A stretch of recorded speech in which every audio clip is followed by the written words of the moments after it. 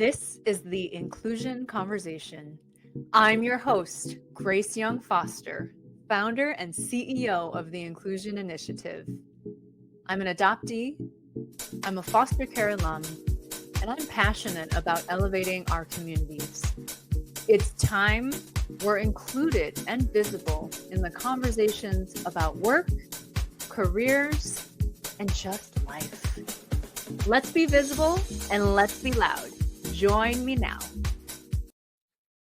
This episode is brought to you by Rejuvenate on Jeju with Jenna. For Korean adoptees, often a return to Korea isn't simply a vacation. Along with excitement, a trip to Korea can bring up complex emotions for adoptees. Navigating cultural differences, a potential birth search, and stress over travel, these all can impact our peace on our return to our birth country. Adoptees, whether it's your first visit or your 20th, you deserve an opportunity to reflect, reclaim your narrative, and find your inner peace. Join Jenna on Jeju Island. She is a Korean adoptee who is navigating her own journey of reunion and self-discovery. She provides a safe, compassionate, and understanding environment. Email Jenna at jejuwithjenna@gmail.com to plan your personalized day retreat today. Hey, everybody. Welcome to the Inclusion Conversation. I'm Grace Young Foster, your host and founder and CEO of the Inclusion Initiative. So excited to have you join us for this episode. We have my friend on, Jenna Lee Kim, who is a Korean adoptee. She's an expat, actually living currently in Korea. So really excited to dive into her story and hear a little bit more about her experience and her work. Hi, Jenna. Welcome. Hi, Grace. I'm so excited to be here. Thank you for joining us all the way from Korea. Thanks so much for making the time and space to be with us today. And just to share with the audience a little bit about you. So Jenna Lee Kim is an American transracial Korean adoptee living on Jeju Island in Korea. In the country of her birth, she explores belonging and the intersectional identities of others. Through community engagement and storytelling, she aims to amplify the experiences of others, fosters connections, and empower adoptees navigating their journeys of discovery and truth-seeking. No one travels this journey alone. Oh, that's wonderful, Jenna. To start off our conversation, I'd love to hear from you what you'd like to share about your story. Well, to sum it up, I live in Jeju in the Republic of Korea. I moved here in the summer of 2023 with my family, exactly 1 year after unexpectedly meeting my birth father. No one is more surprised than me still that this happened, because I spent almost 40 years without any information, ever believing that it would be possible to have that be a reality. And, I lived in the bubble for a very long time. I was serving at the time as mayor of my small town of Royersford, Pennsylvania, outside of Philadelphia. I didn't exactly have a picket fence, but it was a wooden fence, and we had a great patio and a good house and 2 young kids. And I really thought I had everything figured out. Everything was figured out, Grace. And then, as I've heard a lot of people say, the pandemic hits and we have a lot of time to think and reflect, and suddenly everything was happening. And what ended up happening to me is, as someone with my face in the greater Philadelphia area, when there was a lot of talk of AAPI violence against human bodies and having a lot of discussion about what that meant in America, guess what? A lot of news reporters were asking me what it meant to be Asian American in this space. And I was one of the last people to know what it felt like to be Asian American in America, growing up with white folks in a really rural area. I went to school in a rural area. I grew up in a rural area.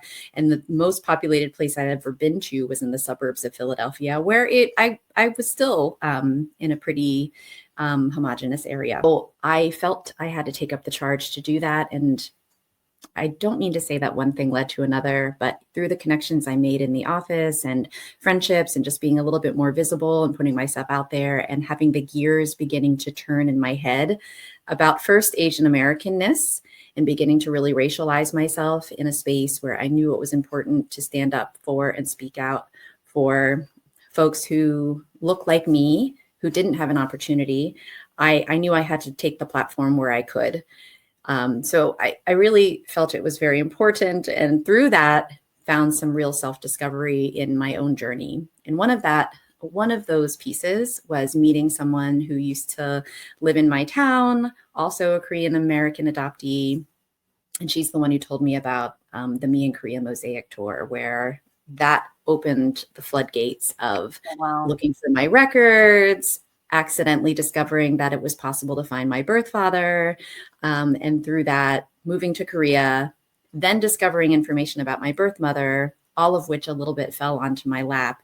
And then moving to Korea and having everything happen politically in the United States and in Korea, and with the Truth and Reconciliation Commission, and with adoption records being sent to the government in the summer of 2025 coming up. Everything started to snowball, and feeling like everything happened at the right time and the wrong time in my life. And so here I am. Everything, everywhere, all at once. Yeah. Exactly. Yes, exactly. Yeah, no, that's wild. And I remember when you and I first connected, it was a little bit, you had been a couple of years into your journey of really exploring your Asian identity, your origins, your story, all of that. And you were like the transitioning mayor in your town. And you had been on some podcasts and stuff that I listened to. And then our friend Patrick, you were on his podcast. And I was like, oh, this person sounds interesting. I'm also, knee deep in all of this. And I'm launching this company called the Inclusion Initiative. And you and I connected, and it was like a breath of fresh air. You weren't the first, but you were one of the first folks that I had shared this like dream and vision of this company that's unfolding right now. You were one that you were able to speak about your experience in very like raw honesty without it being, like a trauma dump. You know what I mean? Sure. And I just remember talking with you and listening to your story and just thinking, this is one of the key reasons why I'm building the Inclusion Initiative. Mm-hmm. These kinds of stories, voices, the quote unquote, everyday people, like non-celebrities in our space. We don't get a lot of visibility for being adoptees or fosters, right? We know all about the famous or really prolific or very accomplished people. But what I was craving, and I know a lot of people were craving, were just the everyday stories of people going through this crap that we were going through in real time and navigating, right, what it meant to be these multiple identities, adoptees, growing up in white communities, having internalized white identities, yet we're like Asian, like cannot escape that here on our faces. Nope. And we're reminded every day, right? Because a lot of us that grew up, especially in less urban areas, we got made fun of every day or bullied every day, racist comments here and there every day. So we've kept in touch these last 2 years, supported each other along our journeys. You're such a great voice to listen to. And I'm so pleased that, your experience and your journey into living into Korea and reunification and all of that has led to what you're now doing today. I do want you to share about what you're doing today, but do you want to talk a little bit more about just your journey of how you went from being mayor in Pennsylvania to now transitioning to what you're doing now? Well, if I can if I can go back 30 seconds and just respond to what you were saying, there's always going to be the first folks on any journey that anyone is on, the first folks who are willing to listen, the first folks who you identified with so closely. And I think a lot of adoptees that I speak to have this feeling of constantly our entire lives trying to find our people, trying to find a place where we belong. And I've been inching closer. I worked in higher education for a long time. For a long time, those really felt like my people, and they were. For the time that we were in. We were educating students, we were doing initiatives, we were standing up for DEI long before it was DEI. And then, getting into the political sphere. And I'm the least political person I know. Everybody I told that I was running for mayor just laughed at me. They laughed and laughed and laughed, not because they thought I couldn't do it, but they just thought, but you really don't like politics. And I think that anyone who doesn't like politics, those are the people who should be getting into politics, actually. But that's a story for another time. And so I felt a little closer there. But then when I started needing oxygen, that's the best way I can describe it. We need water, we need food, we need nourishment, we need oxygen. And I needed to find folks in this space of Korean adoptee, transracial, intercountry adoptees, like I needed oxygen. So when I say in my mission that took me very, very, very, very long to craft, no one travels this journey alone. That was so important for me to know. And I am someone who's an extrovert who has no problems reaching out to strangers on the internet. And I recognize that not everybody is like that. Yeah. So part of what you're doing, when I first heard, first of all, when you reached out to me, and I thought, this is great, because usually I'm the person who's like, hi, will you talk to me? I'm willing to talk to anyone, right? I just love connection so much. It's my favorite thing. And by the way, audience, we got to meet in real life last summer, which was super exciting.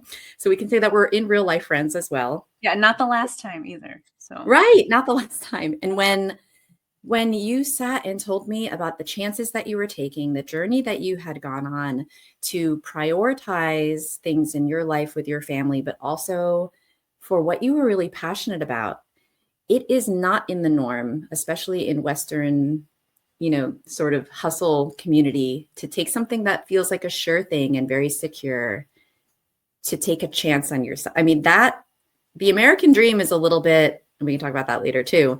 We're coming from rags to riches. It's not necessarily, I've got a secure thing and I'm going to start something that isn't a sure thing. So that kind of courageousness and passion and knowing yourself in a way to take your skill set to give it to the greater community is something that, and we were some of the first people to talk to each other. It was so inspiring to me. I will never forget it. And you have been, just so the audience knows, as I have been struggling living as a foreigner in a different country, even though my face looks the same as everybody else, it does not mean that I feel like I belong or fit in here pretty much ever. And so Grace would constantly reach out to me. I had heard of a job opportunity. I heard of a writing thing. How you doing? Can we collaborate in some way? Knowing that you have dozens, if not hundreds, if not like close to 1,000 people by now that you're also reaching out to and supporting. So I cannot stress enough how much that has meant to me personally. And I know that you're doing it for others. One person really can make a difference is what I'm trying to say. So thank you. Yeah, I mean, it has been, we could do hours on each one of these topics, but coming to Korea and finding myself in a situation where I'm not the person that I thought I was 5 years ago, and turning over every stone in my brain and emotions and figuring out, what does it mean to be a mother, a partner, a friend, a daughter? Am I even really an extrovert? I'm not sure anymore. There's just all of this stuff you're running up against as the mirror is suddenly looking at you in the face. And like I said before, I really thought I had it all figured out. It's like, I'm almost 40. I have it all figured out. And then when I realized, oh no, I'm Korean. Oh my gosh. And wow, maybe adoption has impacted me in a way that I just never thought about outside of a couple lines of a narrative that, I was always told with love. It was told to me with love, but there was much more nuance under that. And so when we got to Korea, I, with my young family and my partner and I realized our relationship is maybe not serving one another in a way that we originally thought. I found myself in a position of moving out, finding a place to live, opening a bank account, finding Korean movers, getting furniture, and starting over. I went from being mayor of a small town with a career behind me and a wood picket fence to living in a small apartment in Korea on my own with no language skills and really no resources except for the gift of gab. So that caused me to do a few things, trying to figure out, okay, what do I think I'm good at? What do I think I love? What do I think my skill set is? How can I boil all of that down to do something to support myself, but also recognizing that it was an opportunity. It is an opportunity. What did they say? The necessity creates creativity. There's some t-shirt quote there that I'm getting wrong. But that really causes a lot of talk about imposter syndrome. Like when you're sitting down, okay, I'm gonna write my mission statement. You're like, oh no, I don't know what to say about myself. What do I say? What can I offer? What can I offer? So a few things. I realized that I am an extrovert. I do like talking to people. I do love connection almost more than anything else in this world. When people say, oh, we got together in real life because you introduced us, and then they send a selfie. Oh my gosh, like almost nothing makes my heart sing more. And so that connection point is just something that I've always really loved. And I had been in the adoptee space for a little while. And what I am doing is I'm writing. I've been writing for as long as I could write. I know that sounds silly. For as long as I could write, I've been writing. And just recently I've said, maybe I can start calling myself a writer. I'm not sure what I thought. Like, okay. If you publish a novel, you can call yourself a writer. I don't know. Right. But I also went to school in a pretty bougie creative writing program where it was maybe sort of said to me, you don't get to call yourself a writer until you've done X, Y, or Z, which I hadn't. So maybe that was part of my hang up. I'm not sure. But I've been putting my stories out there in small, short narrative form every month. And started a podcast only because Substack, I don't work for them, but I'll just say it's a very easy platform. I recorded myself reading my essays because sometimes it is much easier to listen rather than it's a busy world. And they said, do you want to start a podcast? And I said, oh, okay. So you can find my essays on Spotify, Exploring with Jenna Lee Kim. That's the name of my Substack as well. Nice. And it's about being an American in Korea. It's about being here during a time when the president declares martial law. And you've also been in touch with your birth father, who was in his 20s during the last time martial law was declared in Korea, learning about Korean history. So readers can kind of come along with me during small moments of getting my hair cut in Korea to having my birth father say to me about the Gwangju uprisings, Taehyeo, we would give another 2,000 lives for the pro-democracy movement. I mean, that kind of stuff is that's not an experience that I could get if I was still living in America. Talking to my birth father through a translating app and asking him about the book Human Acts that just won the Nobel Prize, the author, all this stuff happening in Korea. And I feel like I'm here and I have this opportunity. And it's been a struggle every single day to try to figure out what I can offer our community and some security. And the other thing I'm doing, because it was just all these things sort of happening naturally. And then sometimes people like yourself or good friends have to say to me really obvious things like, you like talking to people. Maybe that's part of what you should do. Oh, really? So one of the things that was happening sort of naturally is that people know now in the community, oh, Jenna is in Jeju. If you're going to Jeju, give her a call. And I would, if I'm free and you're coming here, I'm going to meet with you to have coffee. It's going to happen. Like if I'm available, of course, I want to meet you and hear your story. And so I was showing people around the island, and the same thing happened to me when I first came here, because another Korean adoptee showed me around. And Grace, like we're on an Ole trail overlooking the water. and there's wild horses and it's Korea and you're just decompressing after the busyness of Seoul and doing a birth search and trying to keep everyone happy at home and here, and all the expectations that are placed upon you, placed upon all of us, but certainly all of the things we have to navigate as an adoptee. And then you just get to come to this island and just exist. So my retreat program is specifically for Korean adoptees, although if anyone wants to come to Jeju, I will be happy to show them around. But it's about reflecting. It's about reclaiming your story in a space with another Korean adoptee who gets it. You don't have to worry about anything. We will sit at cafes, we will draw, we will write, we will look at beautiful views, we'll hike a trip, whatever you want to do that speaks to your journey in being able to renew. Because at the end of the retreat day or half day together, I want folks to really feel, okay, let's bring it back to me for a little bit. Yeah. Did you feel like that was something that was really missing when you did your return to Korea tour? I cannot say enough about my tour, but you are there with 30 other people, and they take some time to have a personal day with a tour guide. But it's just a flurry. You're getting on a train, you're getting on a plane.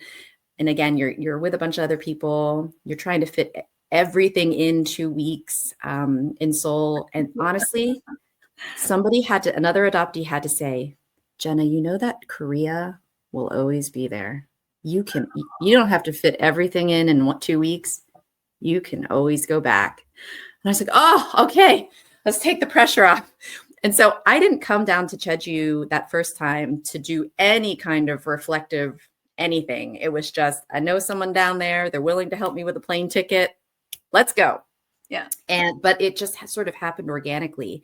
And when other adoptees were coming to see me all my first year living here, I just watched it happening to them too. Like we would stand at the base of Sunbangsan, this beautiful Orem, this big mountain that's by the water, and we're standing at the beach. And it's my favorite place. I always take people there. And you can just sort of see everything come into focus. I sort of I don't have to do anything. I just sort of watch it happen. Like, let me bring you to the spot. So I do think that there is you hop a plane from Gimpo down to Jeju. It takes an hour. Sometimes it's $15. I mean, people don't realize how easy and cheap it is. Wow. And then you're here not in the middle of summer when it's brutally hot, but most of the time you're in paradise. And if I can show you around and let people have that experience, gosh, there's nothing better. I mean, it really is, for me, it's the dream. If I can make a living connecting with other adoptees and showing them their inner peace on an island in Korea with coffee, you're fulfilling your purpose. Yeah. It's very win-win for me. So that's what I've been doing. Yeah, it's been great. Love that, Jenna. Why don't you talk to us a little bit of starting over again? And this is something that you've had to do multiple times. And adoptees, we do this multiple times in our lives. Some of us do it once. Some of us do it a bunch. And it's never easy. And you started over, literally started your entire life over. New place, your partner status, your finding your birth dad, literally starting over in every aspect of the word. So what was that like for you, I guess, especially through the adoptee lens? Through a lot of introspection, this is a tidy summary based on everyday reflecting and thinking about this. Something you said before made me think of this and then I forgot, but I needed to have some time to just be quiet. It's very easy to distract yourself when, I'm an Enneagram 3, I'm an ESFJ, I'm constantly going, very achievement oriented. That's how I define success and feeling good. when I first started speaking to my amazing therapist, who I had to leave her in the United States, and it still makes me sad. But when she used to say sort of the age-old therapist question, how do you feel today? I would tell her all the things that I had accomplished. And she had to say, Jenna, your to-do list is not a feeling. And I said, what do you mean it's not a feeling? What do you mean? Look at all the things I accomplished. Those are feelings. And she said, that's actually not. And so then I had to start, when I tell you I had to start from ground zero of my life, erupting, Yeah. I really did.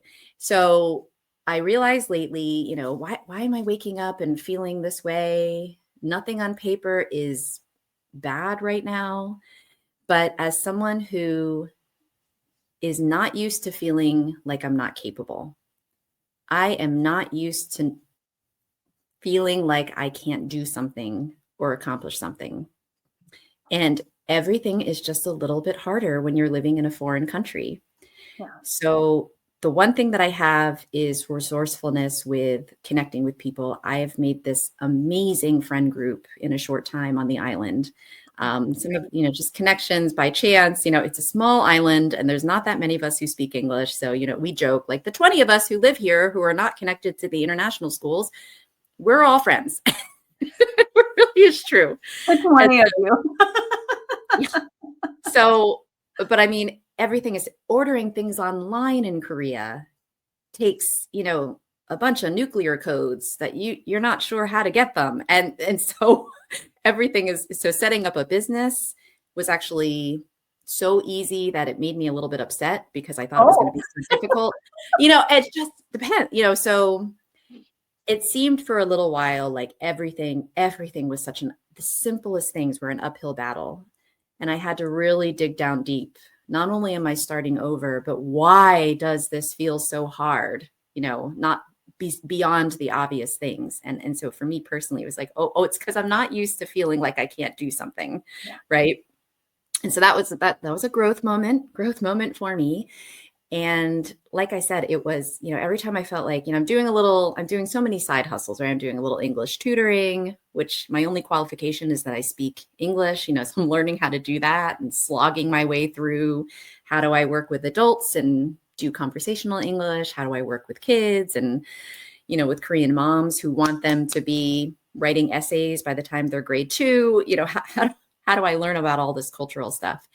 And navigate the fact that I'm trying to build this opportunity to be with my birth family on both sides, and try to mother as best as I can, all the things. So I'm not sure I have a really good answer, except that I'm working on a few core things for myself personally. And so for us, each of us individually, for me, it's stop being so hard on yourself. Yeah, you wouldn't talk to your friend that way. You wouldn't want anyone else talking to your friend that way. And yet you are constantly blaming yourself for everything. Stop being so hard on myself, trying to not finish the story while it's still being written. Yeah. I just want so badly. How's it going to end up? Okay, it's okay. It's a journey. All of the things that we read about, or at least I did and kind of rolled my eyes at 20 years ago. Grace, it turns out all that stuff is true. Love yourself, self-worth, nourish the inner child, all of those things. You have to actually sleep and drink water. And, you can't just burn the midnight oil all the time. Yeah. Turns out all that stuff is true. So it's like getting back to basics. It's trying to balance, how do I pay my rent, but also work a little bit on the dream. Yep. Balancing all of that. So I don't have an easy answer except just trying very hard to get back to basics and every day move the needle forward a little bit. Get rid of ego. I'm trying to get rid of my ego and the fact like, look at all this stuff that I've done in my life. And now I'm living in a, 500 square foot apartment with a couple plants, and just trying to do those simple things. Yeah. Yeah. That's so fascinating. And yet it's so human. Like everyone can relate to that.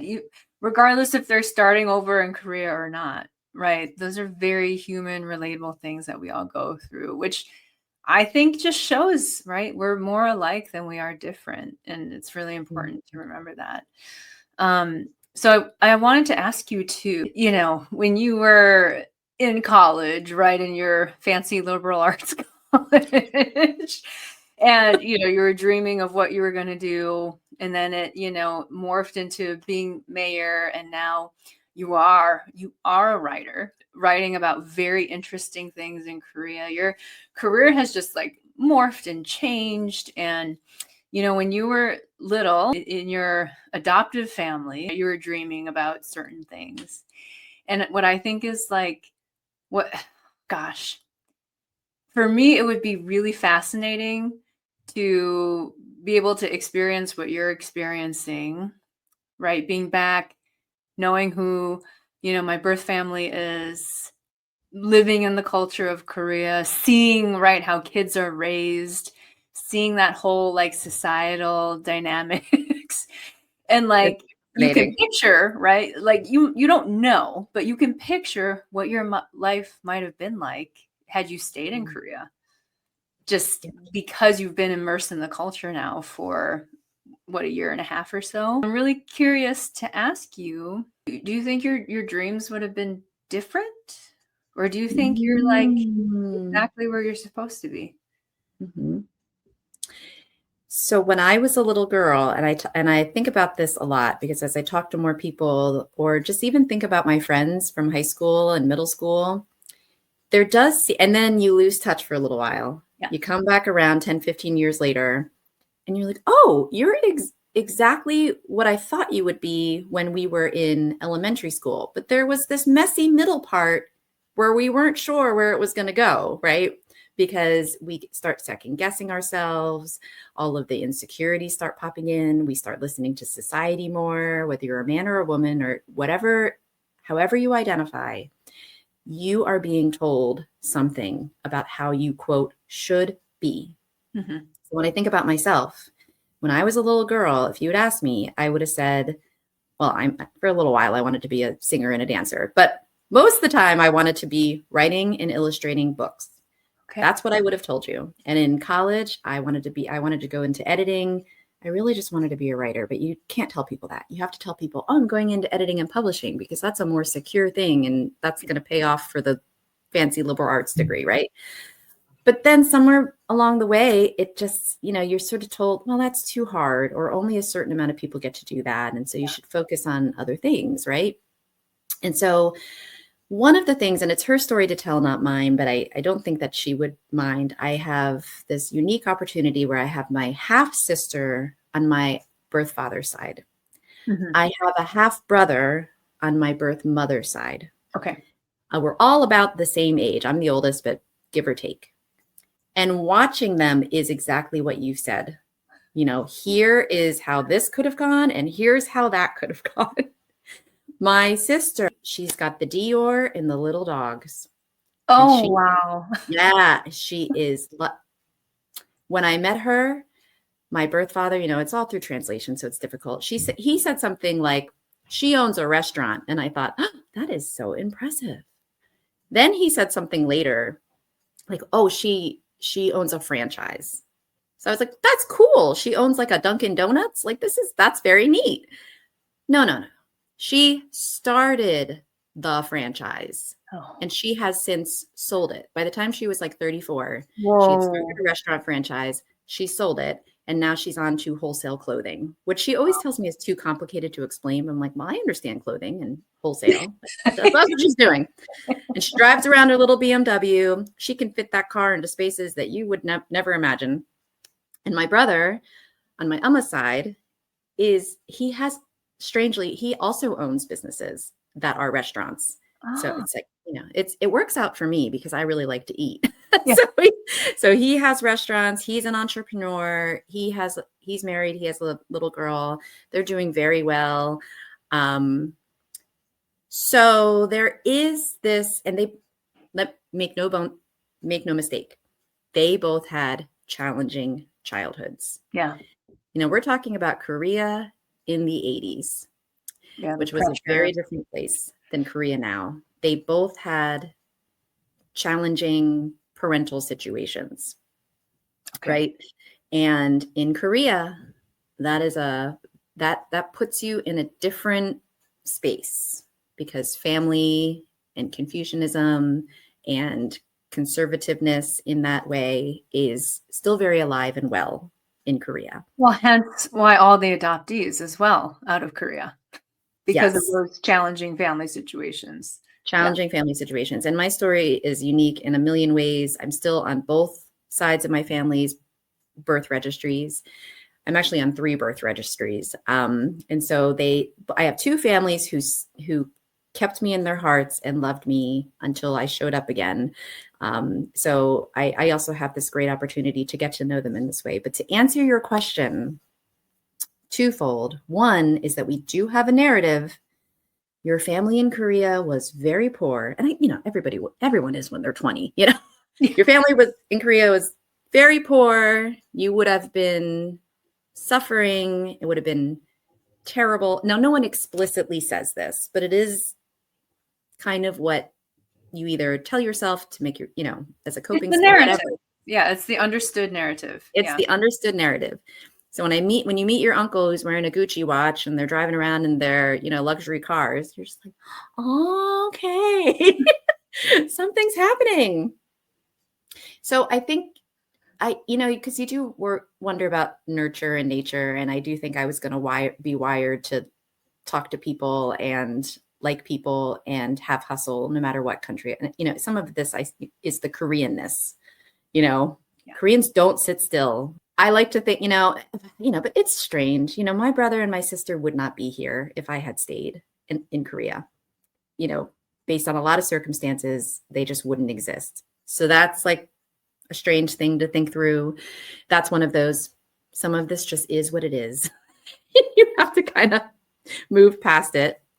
But, let's just say, had I stayed and they both existed somehow, I'd have siblings, and maybe my sister and I would be in the wholesale clothing business together. Maybe I too would have Dior and a little dog. And a dog.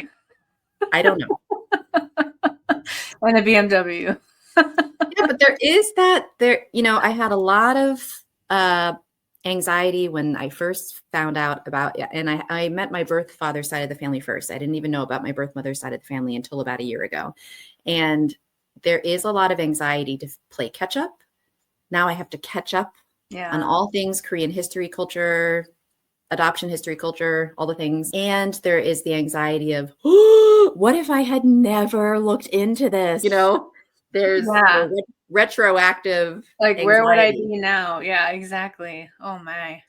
And so it's more, so I think about what you asked, but I also think quite a bit more actually about if I was still living in Royersford, Pennsylvania, if we had never moved to Korea, if, I sure as heck wouldn't have a day-long retreat for the Korean adoptees on an island.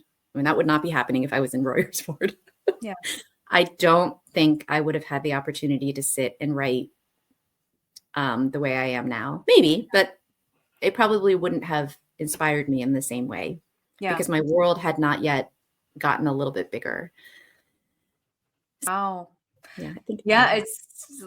Your story is fascinating. Your perspective is really great. And I really appreciate you sharing it with our audience and helping our community as a whole, but also like the greater society, right? Understand that our stories are not all just this one same fairy tale of adoption. Like our stories are really diverse. They're really unique and they're really hard. So really hard. Yeah. I had to say this. There are 2 weekly Korean adoptee sort of chats on Zoom every week.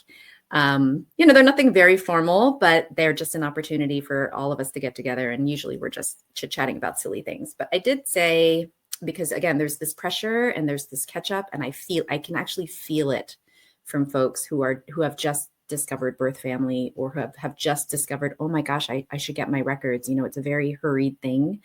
And so if I can share my perspective and help anyone, I really want to, because as one example, living over here, I've been able to see my birth father let's say like 8 times. It is still a slog. I'm still trying to figure things out. I'm still understanding his perspective. Yeah. It's a generational thing. He lives in the country. He's a farmer.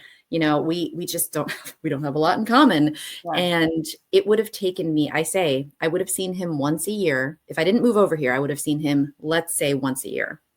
And it would have taken me 8 or 9 years to get to the point that I am now. And I still don't feel like I'm that far.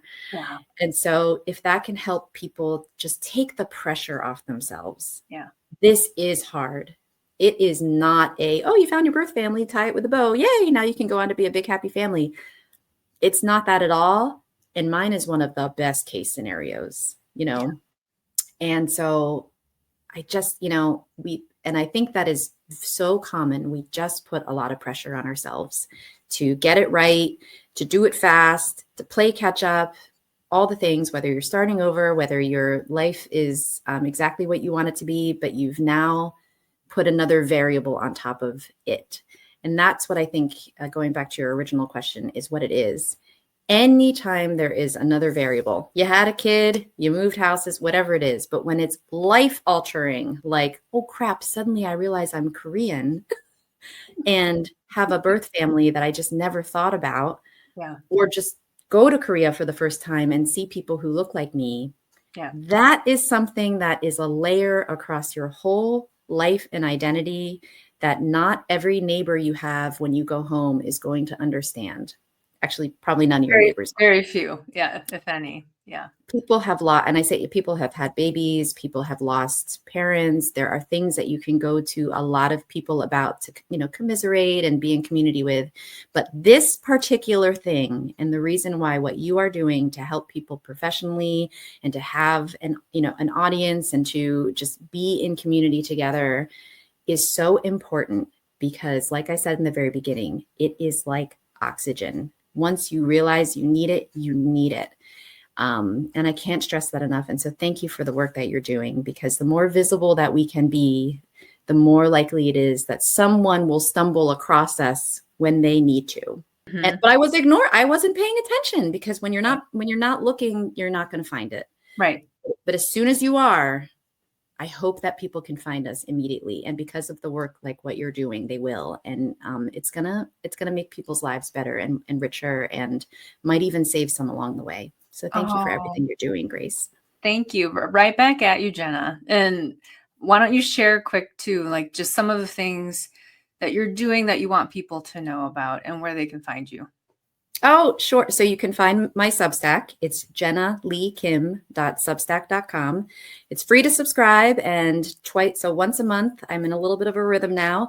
I'm doing an quote unquote, old fashioned Q&A magazine style with Korean adoptees who just tell their stories. And I figure if I'm learning a lot, my readers can too. The second thing I try to do is have a short personal narrative about some topic related to living in Korea as a Korean American adoptee. Sometimes it's historical, sometimes it's an experience about motherhood, but it's short form. And if you're not a big reader, you can listen to me either through the Substack newsletter. There's always going to be a link. Or you can find me on Spotify, Exploring with Jenna Lee Kim, and you can just listen. You can just listen to me talk for 15 minutes about whatever is happening next. So I do those things, and you can always reach out to me at mayor.jenna.explores on pretty much all social media platforms. If you're interested, you're coming to Korea, it's so easy to get down to Jeju. And if I can even just offer some advice about what you can do on the island, even if you don't want to spend the day with me, I can still point you in the right direction. And we can just be in community that way. Awesome. Thank you, Jenna. Thank you. Okay. Well, we're not done, because we're going to rapid fire questions now. Okay. So, what's your favorite food? Thai food. Oh. Yeah. Thai food. Wow. Indian, tacos, Mexican. Anything with lime, cilantro, garlic, coconut milk. Oh, yum. Okay. Let's be honest. Ingredient. Coconut cream. I mean, let's be honest. Thai food definitely checks all those boxes. That's amazing. Yes. Okay. So what would you consider your superpower as an adoptee? Oh, I mean, I've thought long and hard about this actually, because I'm like, is this a coping skill or am I naturally good? It doesn't matter anymore. But I really do believe I could talk to a brick wall. I could have a conversation with any inanimate object. And I really think adoptees are good at this. We are used to making the other person feel comfortable with us. Yeah. Yeah. So I think talking to people. Okay. I would agree with the talking to people. You're very engaging and warm as well. So Oh, thank you. It's a coping skill. Okay, so you hinted at this already, but what did you dream of doing when you were a kid? Yeah, I wanted to be a singer and dancer for a little while. I have 3 if I couldn't fail dreams. If I could be a jazz singer in like one of those old clubs with a piano, I would do that. And if I could make money doing it. Okay. I would be a writer. I would love someday I will put out a memoir someday. So that will happen, whether I self-publish or not. Like someday I would like to do that. And the third thing is I would love to open a boutique for women to, things that make women feel good, whether it's clothing, whether it's, a good self-help book, whatever. But if I could, be doing inventory and having a little shop and having just talk to women all day as they come in, I would love to do. It doesn't have to be women. I would talk to anyone. Yeah, that sounds lovely. I love that. Okay, so what's one thing on your bucket list? Oh gosh, I have so many. I want to get a tattoo while I'm in Korea. I don't have any tattoos.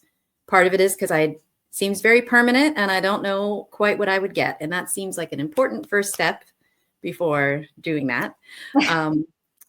See, I want to do all the Korean things. I want to do the scalp treatment. I want to do the color matching. Although if they tell me I can't wear black, I'm just going to ignore them. They probably will. Yeah, I'm like, but that's all I wear. So all things Korea is on your bucket list. That's amazing. Okay. And then briefly, what's a piece of advice that you want to share with our audience? Piece of advice.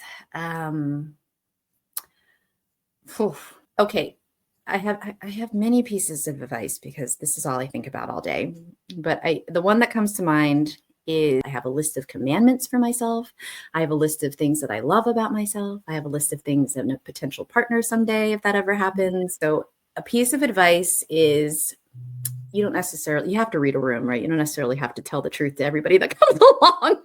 But even for yourself, if you can be honest with yourself, and some of that is saying the things that sound ugly, but are actually true. And again, you don't need to say them to anyone else, but maybe you at least say them to yourself or write them down. Motherhood is really hard. It's really hard. And I need a break sometimes.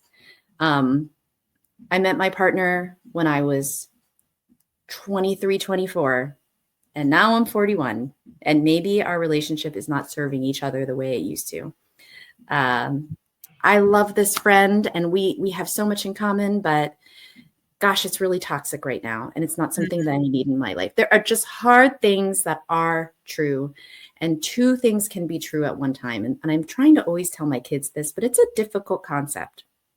I love you and I need some space right now. Yep. The 2 opposing truths and saying the hard thing to ourselves. If you can start there. Yeah, you can validate. Like validation is really important. Yeah. And when I started saying the hard things out loud to the people close, like my closest ride or die girlfriends, and they didn't leave me. Yeah. They didn't run away disgusted. Like, you're not the person I thought you were. That was huge. Huge. Yeah. It was huge.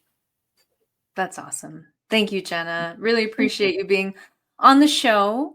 And for everyone listening in, we will share all of Jenna's information, where you can find her, her handles, all of that in the show notes. Remember to review the show, like us and follow us and share us. Thanks everybody for tuning in to this episode of The Inclusion Conversation. Until next time, take care. Bye everyone. Bye. I hope you enjoyed the show. Please subscribe, share, and follow us. Check out our show notes to know where to find us on social, and our website is theinclusioninitiative.com.